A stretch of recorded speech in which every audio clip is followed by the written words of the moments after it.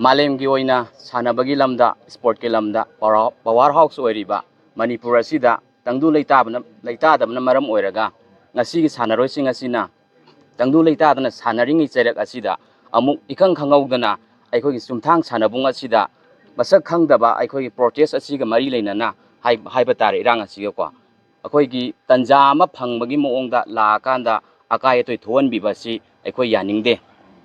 समना हाय मतमदा अखोगी हारिबा सुमथांग सानबुंग असि मी अमखक्तगी नते मयाम अमना अखोगी share तौरगा group अमना लिंखचबा अदुगुंबा कोई सानपुंग अमनी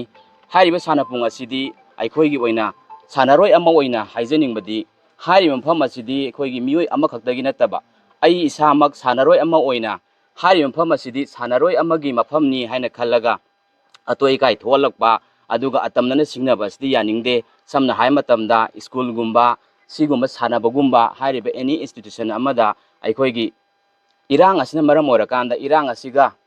मानव मोंगदा अखोगी chance लौबा मान मोंगदा अकायतोय थोहनबसे तौबिगनु हाइजनिंगी हारिबा अखोगी सानपुंग असिदा तोंगान तोंगानबा अखोगी चटकदौरबा हाइतारेको नेशनल गे इंटरनेशनल गी थाकता सानरगा चटकदौरिबा अखोगी प्रिपरेशन तौरगा लोइरबा मयाममसु यावरे मखोइसिंग असि अखोगी नुमित निनी हुमनि लेपा मतमदा मखोगी थमोइदा थौना लिंगजेल अमसु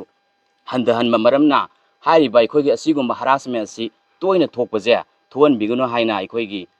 सुमथांगी सानरोय अमगी महूत सिंजरगा अपील तौजरी अखोगी ngasiगी लेबाक असिगी तंगदु लैतादबा मे 3 दगी थोलकलिबा इरांग असिदा सानरोय अमा ओइना महूत सिंजरगा अखोइना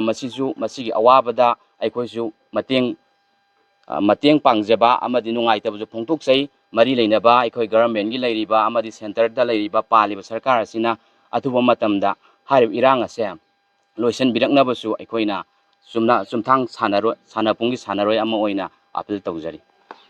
मिनुंगसि लैतना अखोई फाबिखरबा नुपी आंगांग हाइबा तारेको समना हाय मतमदा नुपीदा चथबा क्राइम मयाम असे अखोई भारत की सरकार की कॉन्स्टिट्यूशन ना यामना चेतना मखोइसिंग असिबु लोगी मतुंगिना चेराक पिनबगिदमक्ता तोंगान तोंगान अखोई कॉन्स्टिट्यूशन की आर्टिकल मयाम दा हापगा लैरि अदुबु अखोई जरीदा अखोई आंगांग पिकलिबा आंगांगदगी हौरगा अखोई अहल फावबदा मिनुंगसि लैतना हातोकपिखिबा असि